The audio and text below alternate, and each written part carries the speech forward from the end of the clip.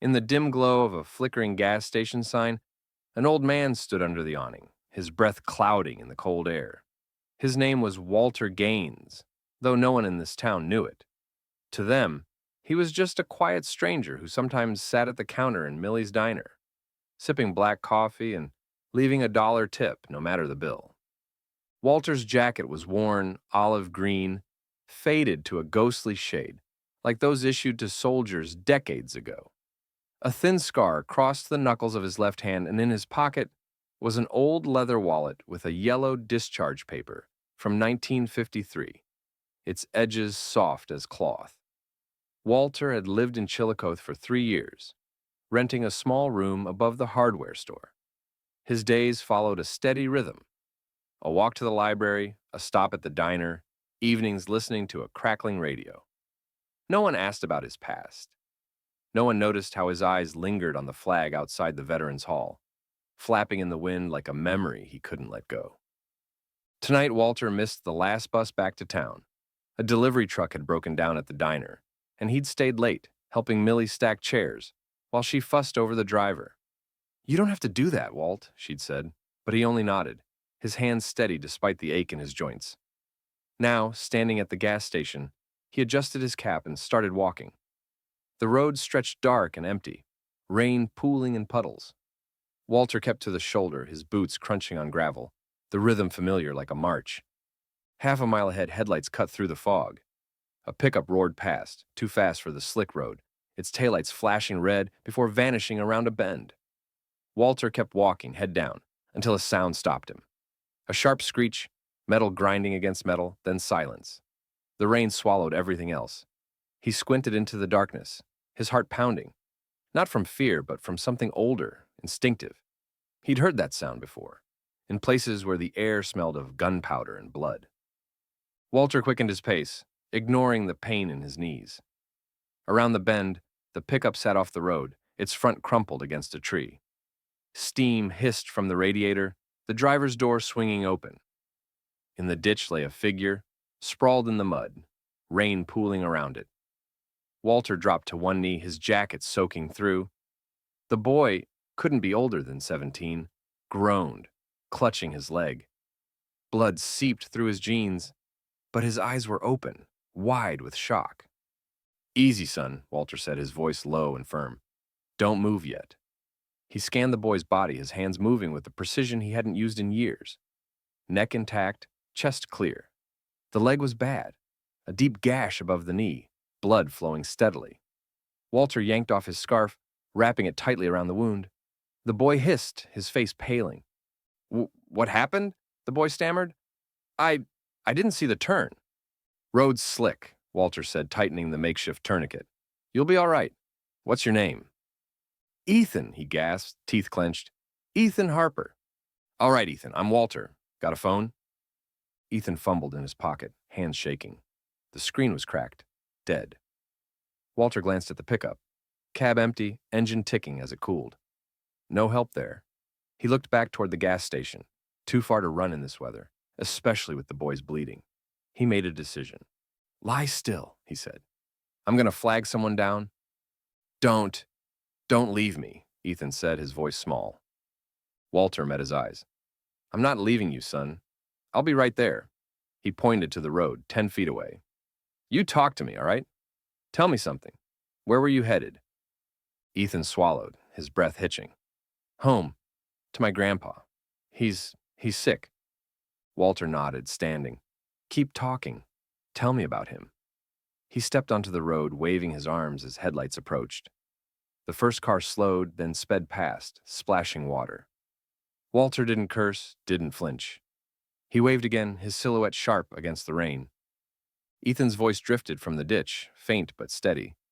"Grandpa's name is Tom. He was a Marine. Long time ago. Talks about it sometimes when he's not confused."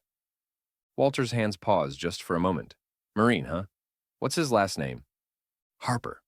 Tom Harper." The name hit like a rifle's recoil. Walter clenched his jaw but kept waving, his mind buzzing. Tom Harper. Korea, 1951. A frozen hill near the Chosin Reservoir. Snow stained with blood, air thick with smoke. A young private gut shot, screaming for his mother. Walter carried him 2 miles, his own hands numb, slipping on ice. He never knew if Tom made it. Another car approached, slowing this time. A woman rolled down her window, her face tight. What happened? Kid's hurt, Walter said. Crashed his pickup, needs an ambulance. She nodded, already dialing. I'll stay till they get here. Walter returned to Ethan, kneeling again. The boy's face was gray, but he was still talking, his words slurring. Grandpa's got old photo. Him and some guy. Says that guy saved his life. Walter's throat tightened. He checked the tourniquet, his fingers steady. Hang on, Ethan. Help's coming. The ambulance arrived in 10 minutes, its lights painting the road red and blue. Paramedics moved fast, their voices sharp, clear. Walter stepped back, rain dripping from his cap. He gave a brief statement to a deputy sheriff, where he was, what he saw. No one asked for his ID. No one noticed how he stood, shoulders square, like a man who'd once worn a uniform. As they loaded Ethan into the ambulance, the boy grabbed Walter's hand. Thank you, he whispered. Walter nodded, his voice rough. Take care of your grandpa. The ambulance doors closed, and the road fell quiet again. Walter walked back to town, the rain unrelenting. When he reached his room, his boots were soaked, his hands stiff. He didn't sleep that night. Instead, he sat by the window, staring at the folded paper in his wallet, the one listing his unit, 1st Marine Division, Korea, 1951. The next morning, Millie's diner buzzed. The crash was big news in Chillicothe, a small town where word spread fast. Walter sat in his usual booth, coffee untouched, listening to the chatter. Ethan was stable, they said. Broken leg, some bruises, but he'd be fine. No one mentioned the old man who found him. Millie slid into his booth, her apron stained with grease. Heard you were there last night, she said, her eyes sharp. Saved that kid's life. Walter shrugged. Just did what needed doing. She studied him, then leaned closer. You're quiet, Walt, but I see you. Always have. He looked away, his fingers tracing the scar on his knuckles. Don't need no fuss, Millie. She smiled, patting his hand. No fuss. Just the truth. She stood, leaving a slice of pie on the table. Apple, his favorite. That afternoon, a knock came at Walter's door. He opened it to find a man in his 50s, broad-shouldered, with a Marine Corps pin on his jacket. Behind him stood Ethan, leaning on crutches, and a woman with graying hair, her eyes red. Mr. Gaines, the man said. I'm David Harper, Ethan's father. This is my wife, Sarah, and you've met Ethan. Walter nodded, stepping back. Come in. The room was spare, a bed, a chair, a radio on a shelf. On the wall hung a single photo, faded black and white. 2 young Marines smiling, rifles slung over their shoulders. The Harpers glanced at it, then at Walter. We wanted to thank you, Sarah said, her voice thick. Ethan told us what you did. The doctor said, if you hadn't stopped the bleeding. Walter waved a hand. He's all right. That's what matters. David cleared his throat. There's something else. Ethan mentioned you talked about my father, Tom Harper. Walter's eyes flicked to the photo, then back. Yeah. Said his grandpa was a Marine. David pulled a creased photo from his pocket. He handed it to Walter. This is Dad. He's in a care home now, doesn't talk much. But he kept this photo by his bed for years. Said it was the man who saved his life. Walter's hands shook as he took it. 2 Marines smiling, rifles on their shoulders. The same photo on his wall. Him and Tom before that hill, before the cold.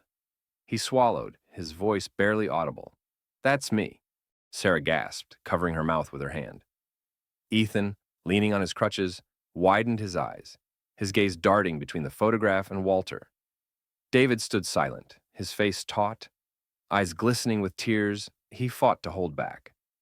In the small room above the hardware store, silence settled, broken only by the distant hum of a truck on Route 17. Walter held the photo, his calloused fingers trembling faintly. He didn't look at the Harpers. His eyes were fixed on the image, on a younger him, on Tom, on a moment when war was all they knew. Dad always said he owed his life to a corporal named Walt, David said softly, his voice quivering with the weight of the revelation. We looked for you for years. Thought maybe you didn't make it. And you've been here, in Chillicothe, all this time. Walter slowly set the photo on the table, his movements careful, as if afraid to disturb something fragile. I didn't know Tom made it, he said, his voice low, rough. After that hill, we lost touch. A lot of us didn't come back. Sarah stepped forward, her hands clenched, not in anger, but in an effort to contain her emotions. You saved him then, and now you saved Ethan. How can we ever thank you? Walter shook his head, his eyes still avoiding theirs. No need for thanks. The boy's alive. That's enough. But David wouldn't let it go. He placed a hand on Walter's shoulder, the gesture firm, yet gentle. You don't understand, Mr. Gaines. You're not just a stranger to us. You're part of our family, and we want you to know that. Ethan, who had been quiet, spoke up, his voice weak but earnest. Grandpa said that man, you, carried him through the snow. Said you didn't stop, even when they were shooting. I didn't know it was you when you found me, but thank you. Walter finally looked up, meeting Ethan's gaze. Something in the boy's expression, maybe his stubborn gratitude or youthful sincerity, made Walter smile faintly. You're tough, Ethan. Like your grandpa. Sarah wiped her eyes. Please, come to dinner with us. Tonight. We want you there. Walter started to protest, his instinct for solitude stronger than the invitation. I appreciate it, but I'm not— No excuses, Sarah interrupted, her voice soft but firm. You saved my son. You saved my father-in-law. You're sitting at our table, Walter Gaines, whether you like it or not. Walter sighed, his resistance melting under her insistence. All right, he said finally. I'll come. That evening, Walter stood outside the Harper's house, a modest two-story cottage on the edge of Chillicothe. Light spilled from the windows onto the lawn, where autumn leaves swayed in a gentle breeze. The smell of fried chicken and warm bread drifted through the open door, mingling with the cool air. Walter adjusted the collar of his shirt, the only clean one he owned, and knocked. His heart pounded, not like in war, but with a strange unease he hadn't felt in years. He wasn't used to being a guest. He wasn't used to being seen. David opened the door, his face breaking into a wide smile. Walter! Come in, come in! He led him to the dining room, where the table was set for 5. Sarah clattered pots in the kitchen, and Ethan sat, his crutches propped against his chair. The 5th chair was empty, but a folded napkin rested on it as if someone else was expected. That's for Dad, David explained, noticing Walter's glance. He's in the care home, but we always set a place for him. Walter nodded, his throat tightening. He sat, feeling out of place in the warm, cluttered room. The walls were lined with photos. Tom in his Marine uniform, young and smiling. David and Sarah on their wedding day. Ethan as a kid, holding a fishing pole by a river. On the sideboard sat a box, old and worn, with Tom scrawled in marker. Dinner was simple but hearty. Fried chicken, mashed potatoes, green beans slick with butter. Sarah told stories about Ethan, like the time he got stuck in a tree trying to retrieve a kite. Ethan blushed but laughed, his mood lighter than the night before. Walter listened, his responses brief, but he felt the tension in his chest slowly ease. For the first time in years, he didn't feel invisible. After dessert, apple pie, which Sarah insisted she'd baked just for him, David brought the box from the sideboard. We wanted to show you something, he said, carefully lifting the lid. Inside were medals, letters, an old Marine Corps hymn booklet, its pages yellowed with age. David pulled out one letter, folded and worn, dated 1952. He handed it to Walter. This is for you. Dad wrote it but never sent it. Walter took the letter, his fingers lingering on the paper. He unfolded it, reading slowly. The handwriting was uneven but clear. Dear Walt, I don't know if you'll ever read this, but I'm alive because of you. That day on the hill when you carried me, I thought it was the end. You didn't stop. You gave me a chance to come home, see my family, have a son. I'll never forget. If you ever see this, know I'm grateful. Always. Tom Harper. Walter lowered the letter, his eyes misting.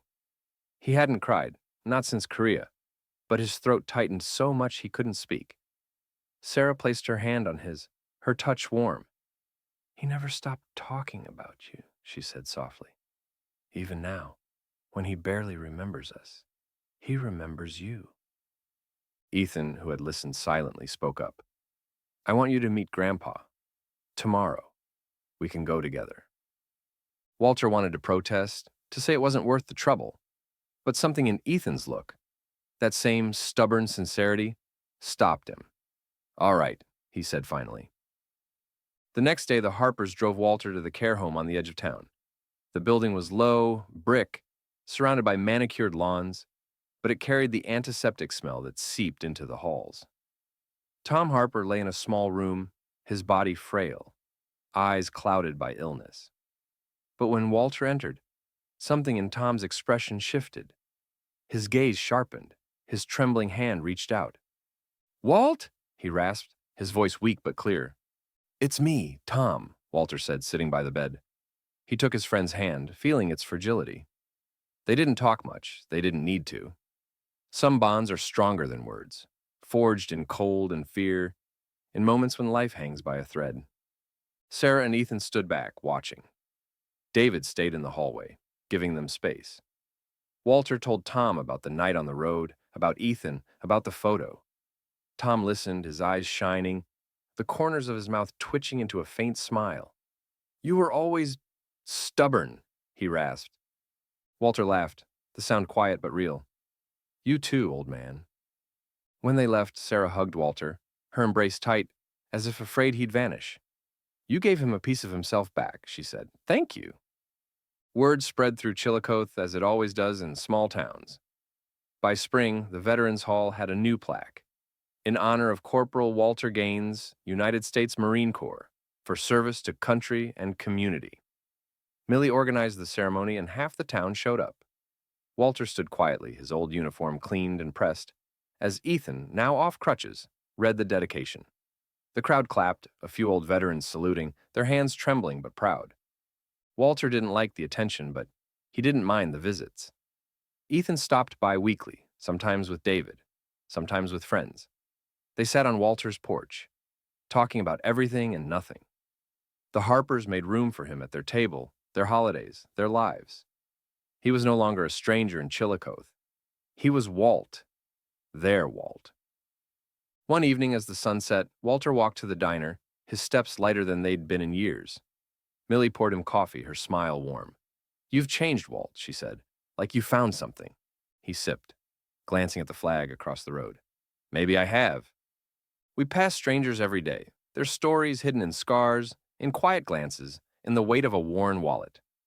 Walter Gaines was one of them, until a rainy night, and a boy's voice brought him back to who he'd always been.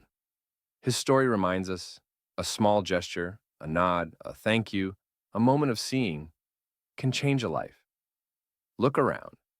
Who's the quiet hero in your town? Notice them. Honor them. And if you want more stories like Walter's, stories that find the extraordinary in the overlooked, subscribe to Hoffman Stories. Let's keep their legacy alive.